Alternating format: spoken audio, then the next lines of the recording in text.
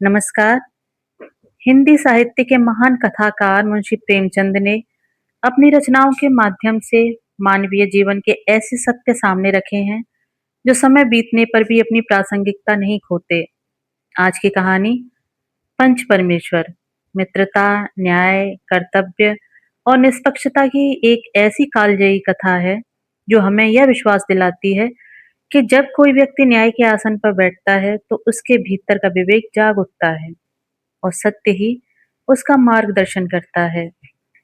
यही कारण है कि यह कहानी आज भी हिंदी साहित्य की सबसे लोकप्रिय और प्रेरणादायक कहानियों में गिनी जाती है। तो आइए सुनते हैं मुंशी प्रेमचंद की अमर और कालजयी रचना पंच परमेश्वर। जुम्मन शेख और अलगू चौधरी में गाढ़ी मित्रता थी। साझे में खेती होती थी, कुछ लेन देन में भी साझा था। एक को दूसरे पर अटल विश्वास था। जुम्मन जब हज करने गए थे तब अपना घर अलगू को सौंप गए थे और अलगू जब कभी बाहर जाते तो जुम्मन पर अपना घर छोड़ देते थे। उनमें न खान पान का व्यवहार था, न धर्म का नाता, केवल विचार मिलते थे। मित्रता का मूल मंत्र भी यही था।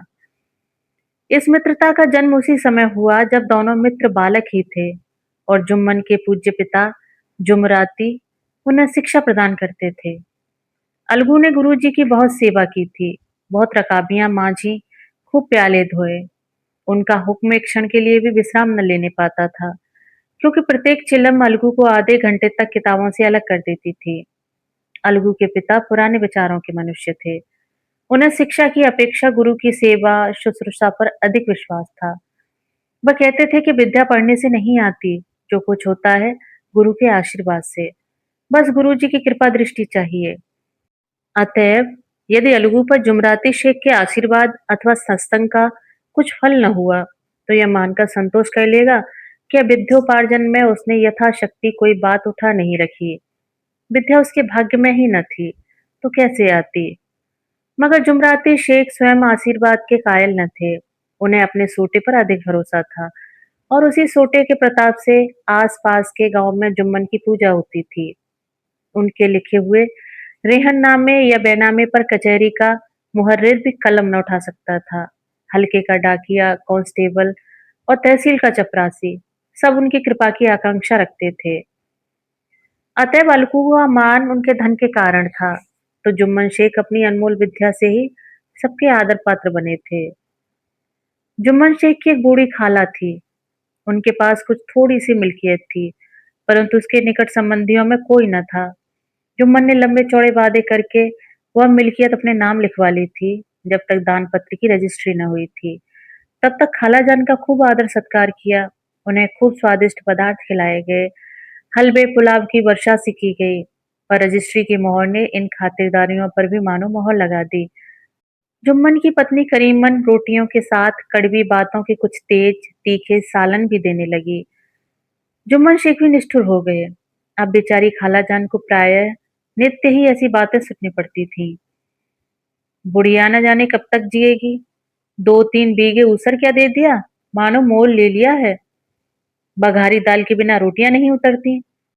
जितना रुपया इसके पेट में झोंक चुके, उतने से तो अब तक गांव मोल ले लेते। कुछ दिन खालाजान ने सुना और सहा, और जब ना सहा गया तब जुम्मन से शिकायत की। जुम्मन ने स्थानीय कर्मचारी गृहस्वामी के प्रबंध में दखल देना उचित न समझा। कुछ दिन तक तो यों ही रो धोकर काम चलता रहा। अंत में एक दिन खाला ने जुम्मन से कहा, बेटा, तुम्हारे साथ मेरा निवाह ना होगा तो मुझे रुपया दे दिया करो, मैं अपना पका खा लूंगी। जुम्मन ने धृष्टता के साथ उत्तर दिया, रुपया क्या यहाँ फलते हैं? खाला ने नम्रता से कहा, मुझे कुछ रूखा सूखा चाहिए भी कि नहीं? जुम्मन ने गंभीर स्वर से जवाब दिया, तो कोई ये थोड़ी ही समझा था कि तुम मौत से लड़कर आई हो। खाला बिगड़ गईं। उन्होंने पंचायत करने की धमकी दी। जुम्मन हंसे, जिस तरह कोई शिकारी हिरन को जाल की तरफ जाते देखकर मन ही मन हंसता है। वह बोले, हाँ, जरूर पंचायत करो, फैसला हो जाए। मुझे भी ये दिन रात की खटखट पसंद नहीं। पंचायत में किसकी जीत होगी इस विषय में जुम्मन को कुछ भी संदेह न था। आसपास के गांव में ऐसा कौन था जो उसको शत्रु बनाने का साहस कर सके। किसमें इतना बल था जो उसका सामना कर सके? आसमान के फरिश्ते तो पंचायत करने आएंगे नहीं। इसके बाद कई दिन तक बूढ़ी खाला हाथ में एक लकड़ी लिए आसपास के गांव में दौड़ती रही। कमर झुककर कमान हो गई थी। एक एक पग चलना दूभर था, मगर बात आ पड़ी थी, उसका निर्णय करना जरूरी था। बिरला ही कोई भला आदमी होगा जिसके सामने बुढ़िया ने दुख के आंसू न बहाए हों। किसी ने तो यूं ही ऊपरी मन से हूं हां करके टाल दिया, और किसी ने इस अन्याय पर जमाने को गालियां दी। कहा, कब्र में पांव लटके हुए हैं, आज मरे कल दूसरा दिन। पर हवस नहीं मानती। अब तुम्हें क्या चाहिए? रोटी खाओ और अल्लाह का नाम लो। तुम्हें अब खेती बाड़ी से क्या काम है? कुछ ऐसे सज्जन भी थे जिन्हें हास्य रस के रसास्वादन का अच्छा अवसर मिला। झुकी हुई कमर, पोपला मुंह, सन कैसे बाल, इतनी सामग्री एकत्र हो तब हंसी क्यों ना आए। ऐसे न्यायप्रिय, दयालु, दीन बत्सल पुरुष बहुत कम थे जिन्होंने इस अबला के दुखड़े को गौर से सुना हो और उसको सांत्वना दी हो। चारों ओर से घूम घाम कर बेचारी अलगू चौधरी के पास आई, लाठी पटक दी और दम लेकर बोली, बेटा, तुम भी दम भर के लिए मेरी पंचायत में चले आना। अलगू, मुझे बुलाकर क्या करोगी? कई गांव के आदमी तो आवेंगे ही। खाला, अपनी विपत तो सबके आगे रो आई, अब आने ना आने का अख्तियार उनको है। अलगू, यूं आने को आ जाऊंगा मगर पंचायत में मुंह न खोलूंगा। खाला, क्यों बेटा? अलगू, अब इसका क्या जवाब दूं? अपनी खुशी। जुम्मन मेरा पुराना मित्र है, उसे बिगाड़ नहीं कर सकता। खाला, बेटा, क्या बिगाड़ के डर से ईमान की बात ना कहोगे? हमारे सोए हुए धर्म ज्ञान की सारी संपत्ति लुट जाए तो उसे खबर नहीं होती, परंतु ललकार सुनकर वह सचेत हो जाता है, फिर उसे कोई जीत नहीं सकता। अलगू इस सवाल का कोई उत्तर न दे सका, पर उसके हृदय में ये शब्द गूंज रहे थे, क्या बिगाड़ के डर से ईमान की बात ना कहोगे? संध्या समय एक पेड़ के नीचे पंचायत बैठी। शेख जुम्मन ने पहले से ही फर्श बिछा रखा था। उन्होंने पान, इलायची, हुक्के, तंबाकू आदि का प्रबंध भी किया था।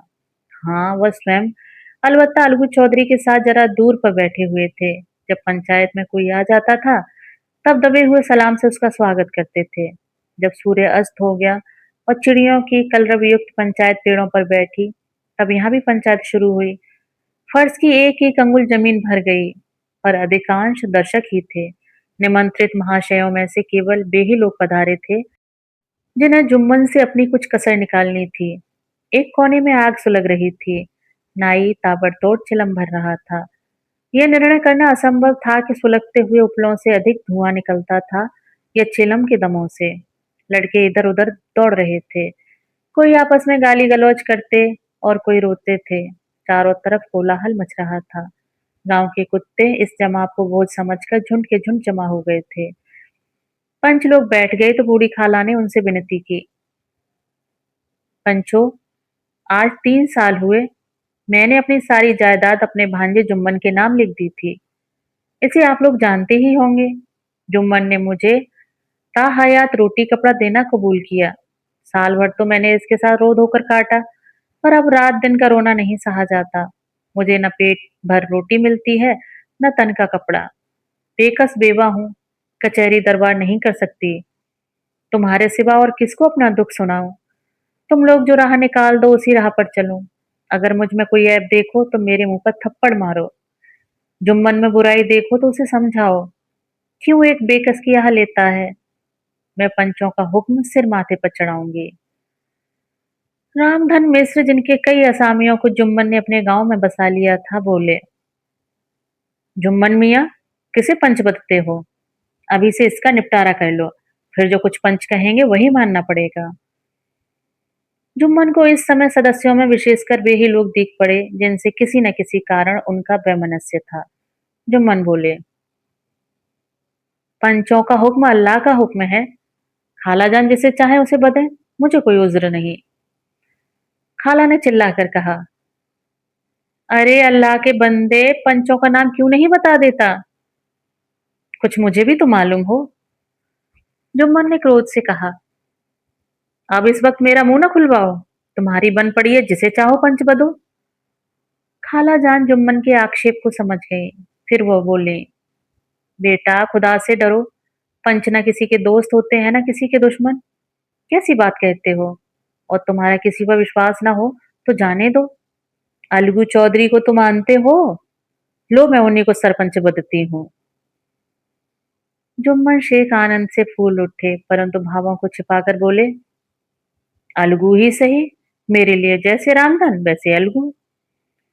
अलगू इस झमेले में फंसना नहीं चाहते थे, वे कन्नी काटने लगे।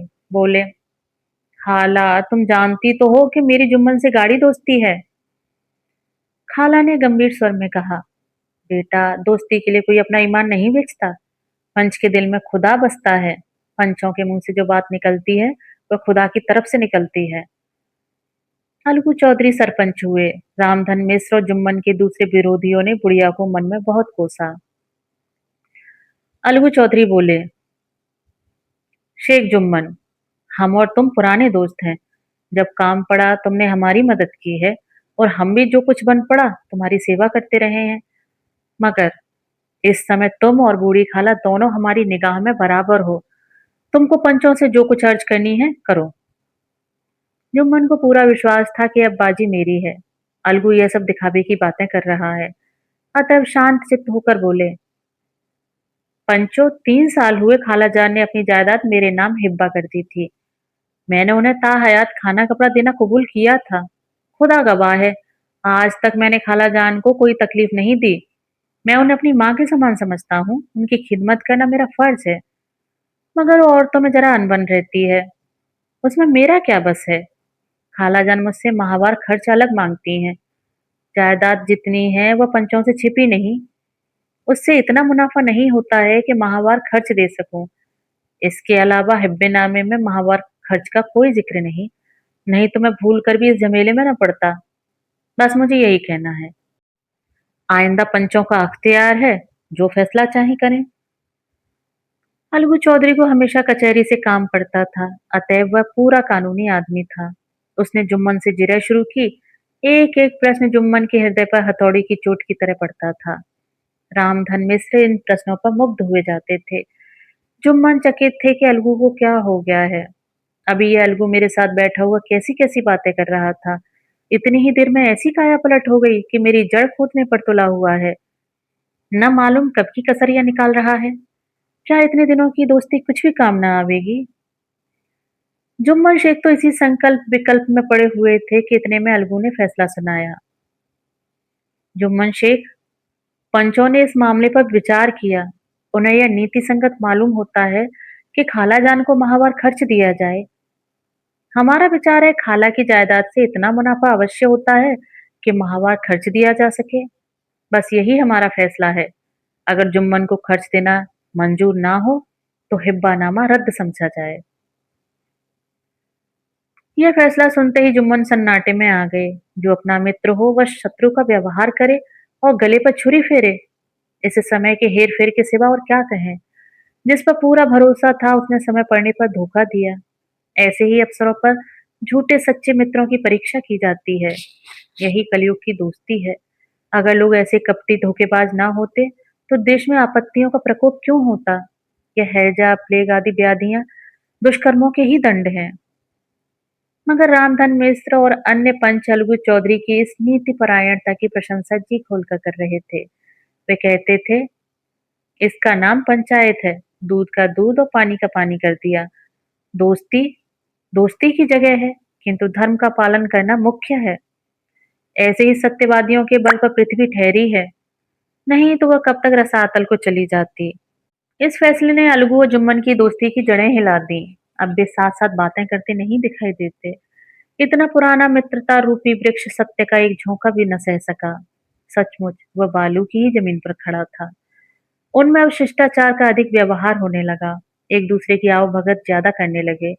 वे मिलते जुलते थे मगर उसी तरह जैसे तलवार से ढाल मिलती है। जुम्मन के चित्त में मित्र की कुटिलता आठों पहर खटका करती थी। उसे हर घड़ी यही चिंता रहती थी कि किसी तरह बदला लेने का अवसर मिले। अच्छे कामों की सिद्धि में बड़ी देर लगती है, पर बुरे कामों की सिद्धि में यह बात नहीं होती।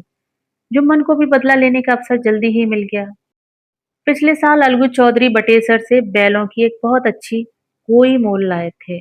बैल पछाही जाति के सुंदर बड़े बड़े सींगों वाले थे। महीनों तक आसपास के गांव के लोग दर्शन करते रहे। दैव योग से जुम्मन की पंचायत के 1 महीने के बाद इस जोड़ी का एक बैल मर गया। जुम्मन ने दोस्तों से कहा, यह दगाबाजी ही सजा है।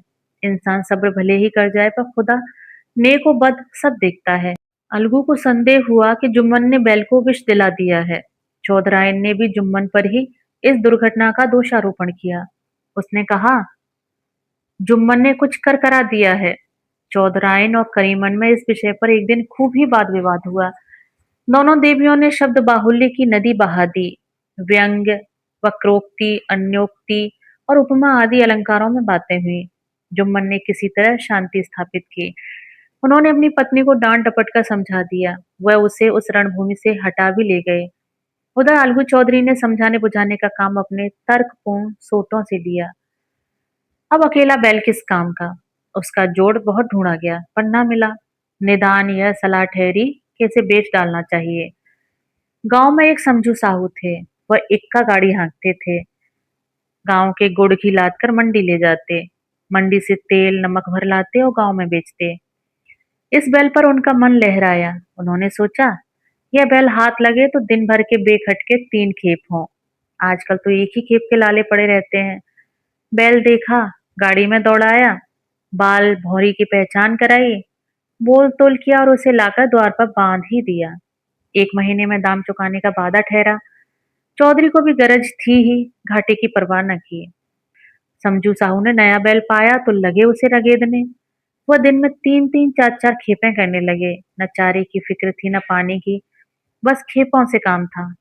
मंडी ले गए, वहां कुछ सूखा भूसा डाल दिया सामने। बेचारा जानवर अभी दम भी न लेने पाया था कि फिर जोत दिया। अलगू चौधरी के घर था तो चैन की बंशी बजती थी। बैलराम छठे छमाए कभी बहली में जोते जाते थे। खूब उछलते कूदते और कोसों तक दौड़ते चले जाते थे। वहां बैलराम का रातिब था, साफ पानी, दली हुई अरहर की दाल और भूसे के साथ खली। और यही नहीं, कभी कभी घी का स्वाद भी चखने को मिल जाता था। शाम सवेरे एक आदमी खरेरे करता पहुंचता और सहलाता था। कहाँ वह सुख चैन, कहाँ यह 8 पहर की खपत। महीने भर में ही वह पिस सा गया। इक्के का जुआ देखते ही उसका लहू सूख जाता था। एक एक पग चलना दूभर था, हड्डियां निकल आई थी। पर था वह पानीदार, मार की बर्दाश्त न थी। एक दिन चौथी खेप में साहू जी ने दूना बोझ लादा। दिन भर का थका जानवर पैर न उठते थे। पर साहू जी कोड़े फटकारने लगे। बस फिर क्या था, बैल कलेजा तोड़कर चला। कुछ दूर दौड़ा और चाहा कि जरा दम ले लूं, पर साहू जी को जल्द पहुंचने की फिक्र थी। अतएव उन्होंने कई कौड़े बड़ी बेदर्दी से फटकारे। बैल ने एक बार फिर जोर लगाया, पर अब की बार शक्ति ने जवाब दे दिया। वह धरती पर गिर पड़ा और ऐसा गिरा कि फिर न उठा। साहू जी ने बहुत पीटा, टांग पकड़कर खींचा, नथनों में लकड़ी ठूंस दी, पर कहीं मृतक भी उठ सकता है। तब साहू जी को कुछ शक हुआ। उन्होंने बैल को गौर से देखा, खोलकर अलग किया और सोचने लगे कि गाड़ी कैसे घर पहुंचे। बहुत चीखे चिल्लाए, पर देहात का रास्ता बच्चों की आंख की तरह सांझ होते ही बंद हो जाता है। कोई नजर न आया। आसपास कोई गांव भी न था। भारी क्रोध के उन्होंने मरे हुए बैल पर और दुर्रे लगाए और कोसने लगे। अब आगे तुझे मरना ही था तो घर पहुंचकर मरता। ससुरा बीच रास्ते में ही मर गया। अब गाड़ी कौन खींचे। इस तरह साहू जी खूब जले भुने। कई बोरे गुड़ और कई पीपे घी उन्होंने बेचे थे। 200-250 रुपए कमर में बंधे थे। इसके सिवा गाड़ी पर कई बोरे नमक के थे। अतएव छोड़कर जा भी न सकते थे। लाचार बेचारे गाड़ी पर ही लेट गए। वहीं रत जगह करने की ठान ली। चिलम पी, गाया, फिर हुक्का पिया। इस तरह साहू जी आधी रात तक नींद को बहलाते रहे। अपनी जान में तो वह जागते ही रहे, पर पौ फटते ही जो नींद टूटी और कमर पर हाथ रखा तो थैली गायब। घबरा कर इधर उधर देखा तो कई कनस्तर तेल भी नदारद। अफसोस में बेचारे ने सिर पीट लिया और पछाड़ खाने लगे। प्रातःकाल रोते बिलखते घर पहुंचे। सहू आयन ने जब यह बुरी खबर सुनी, तब पहले तो रोई, फिर अलगू चौधरी को गालियां देने लगी। निगोड़े ने ऐसा कुलच्छनी बैल दिया कि जन्म भर की कमाई लुट गई। इस घटना को हुए कई महीने बीत गए। अलगू जब अपने बैल के दाम मांगते, तब साहू और सहू आयन दोनों ही झल्लाए हुए कुत्ते की तरह चढ़ बैठते और अंड बंड बकने लगते। वाह, यहाँ तो सारे जन की कमाई लुट गई, सत्यानाश हो गया, इन्हें दामों की पड़ी है। मुर्दा बैल दिया था, उस पर दाम मांगने चले आए हैं। आंखों में धूल झोंक दी, सत्यानाशी बैल गले बांध दिया। हमें निरा पोंगा ही समझ लिया है। हम भी बनिए के बच्चे हैं, ऐसे बुद्धू कहीं और होंगे। पहले जाकर किसी गड्ढे में मुंह धो आओ, तब दाम लेना। न जी मानता हो तो हमारा बैल खोल ले जाओ, महीना भर के बदले 2 महीना जोत लो, और क्या लोगे। चौधरी के अशुभ चिंतकों की कमी न थी। ऐसे अवसरों पर वे भी एकत्र हो जाते और साहू जी के बर्राने की पुष्टि करते। परंतु 150 रुपए से इस तरह हाथ धो लेना आसान न था। एक बार वह भी गर्म पड़े। साहू जी बिगड़कर लाठी ढूंढने घर में चले गए। अब सहु आयन ने मैदान लिया। प्रश्नोत्तर होते होते हाथापाई की नौबत आ पहुंची। सहु आयन ने घर में घुसकर किवाड़ बंद कर लिए। शोरगुल सुनकर गांव के भले मानस जमा हो गए। उन्होंने दोनों को समझाया, साहू जी को दिलासा देकर घर से निकाला। वह परामर्श देने लगे कि इस तरह से काम ना चलेगा, पंचायत कर लो, जो कुछ तय हो जाए उसे स्वीकार कर लो। साहू जी राजी हो गए। अलगू ने भी हामी भर ली। पंचायत की तैयारियां होने लगी। दोनों पक्षों ने अपने अपने दल बनाने शुरू किए। इसके बाद तीसरे दिन उसी वृक्ष के नीचे पंचायत बैठी। वही संध्या का समय था। खेतों में कौए पंचायत कर रहे थे। विवादग्रस्त विषय था यह कि मटर की फलियों पर उनका कोई स्वत्व है या नहीं, और जब तक यह प्रश्न हल न हो जाए तब तक वे रखवाली की पुकार पर अपनी अप्रसन्नता प्रकट करना आवश्यक समझते थे। पेड़ की डालियों पर बैठी शुक मंडली में यह प्रश्न छिड़ा हुआ था कि मनुष्यों को उन्हें बेमुरौवत कहने का क्या अधिकार है, जब उन्हें स्वयं अपने मित्रों से दगा करने में भी संकोच नहीं होता। पंचायत बैठ गई तो रामधन मिश्र ने कहा, अब देरी क्या है, पंचों का चुनाव हो जाना चाहिए। बोलो चौधरी, किस किस को पंच बदते हो। अलगू ने दीन भाव से कहा, समझू साहू ही चुन ले। समझू खड़े हुए और कड़क कर बोले, मेरी ओर से जुम्मन शेख। जुम्मन का नाम सुनते ही अलगू चौधरी का कलेजा धक धक करने लगा, मानो किसी ने अचानक थप्पड़ मार दिया हो। रामधन अलगू के मित्र थे। वह बात को ताड़ गए। पूछा, क्यों चौधरी, तुम्हें कोई उज्र तो नहीं। चौधरी ने निराश होकर कहा, नहीं, मुझे क्या उज्र होगा। अपने उत्तरदायित्व का ज्ञान बहुधा हमारे संकुचित व्यवहारों का सुधारक होता है।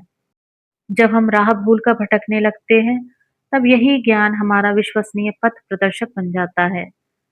पत्र संपादक अपनी शांति कुटी में बैठा हुआ कितनी धृष्टता और स्वतंत्रता के साथ अपनी प्रबल लेखनी से मंत्रिमंडल पर आक्रमण करता है। परंतु ऐसे अवसर आते हैं जब वह स्वयं मंत्रिमंडल में सम्मिलित होता है। मंडल के भवन में पग धरते ही उसकी लेखनी कितनी मर्मज्ञ, कितनी विचारशील, कितनी न्यायपरायण हो जाती है। इसका कारण उत्तरदायित्व का ज्ञान है। नवयुवक युवावस्था में कितना उद्दंड रहता है। माता पिता उसकी ओर से कितने चिंतित रहते हैं। वे उसे कुल कलंक समझते हैं। परंतु थोड़े ही समय में परिवार का बोझ सिर पर पड़ते ही वह अव्यवस्थित, चित्त उन्मत्त युवक कितना धैर्यशील, कैसा शांत चित्त हो जाता है, यह भी उत्तरदायित्व के ज्ञान का फल है। जुम्मन शेख के मन में भी सरपंच का उच्च स्थान ग्रहण करते ही अपनी जिम्मेदारी का भाव पैदा हुआ। उसने सोचा, मैं इस वक्त न्याय और धर्म के सर्वोच्च आसन पर बैठा हूँ। मेरे मुंह से इस समय जो कुछ निकलेगा वह देववाणी के सदृश है, और देववाणी में मेरे मनोविकारों का कदापि समावेश न होना चाहिए। मुझे सत्य से जौ भर भी टलना उचित नहीं। पंचों ने दोनों पक्षों से सवाल जवाब करने शुरू किए। बहुत देर तक दोनों दल अपने अपने पक्ष का समर्थन करते रहे। इस विषय में तो सब सहमत थे कि समझू को बैल का मूल्य देना चाहिए। परंतु दो महाशय इस कारण रियायत करना चाहते थे कि बैल के मर जाने से समझू को हानि हुई। इसके प्रतिकूल दो सभ्य मूल के अतिरिक्त समझू को दंड भी देना चाहते थे, जिससे फिर किसी को पशुओं के साथ ऐसी निर्दयता करने का साहस न हो। अंत में जुम्मन ने फैसला सुनाया, अलगू चौधरी और समझू साहू, पंचों ने तुम्हारे मामले पर अच्छी तरह विचार किया। समझू को उचित है कि बैल का पूरा दाम दें। जिस वक्त उन्होंने बैल लिया उसे कोई बीमारी न थी। अगर उसी समय दाम दे दिए जाते, तो आज समझू उसे फिर लेने का आग्रह न करते। बैल की मृत्यु केवल इस कारण हुई कि उससे बड़ा कठिन परिश्रम लिया गया और उसके दाने चारे का कोई अच्छा प्रबंध न किया गया। रामधन मिश्र बोले, समझू ने बैल को जानबूझकर मारा है, अतएव उसे दंड लेना चाहिए। जुम्मन बोले, यह दूसरा सवाल है, हमको इससे कोई मतलब नहीं। झगड़ू साहू ने कहा, समझू के साथ कुछ रियायत होनी चाहिए। जुम्मन बोले, यह अलगू चौधरी की इच्छा पर निर्भर है, यह रियायत करें तो उनकी भलमनसी। अलगू चौधरी फूले न समाये, उठ खड़े हुए और जोर से बोले, पंच परमेश्वर की जय। इसके साथ ही चारों ओर से प्रतिध्वनि हुई, पंच परमेश्वर की जय। एक मनुष्य जुम्मन की नीति को सराहता था। इसे कहते हैं न्याय। यह मनुष्य का काम नहीं, पंच में परमेश्वर वास करते हैं, यह उन्हीं की महिमा है। पंच के सामने खोटे को कौन खरा कह सकता है। थोड़ी देर बाद जुम्मन अलगू के पास आए और उनके गले लिपट कर बोले, भैया, जब से तुमने मेरी पंचायत की तब से मैं तुम्हारा प्राणघातक शत्रु बन गया था, पर आज मुझे ज्ञात हुआ कि पंच के पद पर बैठकर न कोई किसी का दोस्त होता है न दुश्मन। न्याय के सिवा उसे और कुछ नहीं सूझता। आज मुझे विश्वास हो गया कि पंच की जबान से खुदा बोलता है। अलगू रोने लगे। इस पानी से दोनों के दिलों का मैल धुल गया। मित्रता की मुरझाई हुई लता फिर हरी हो गई।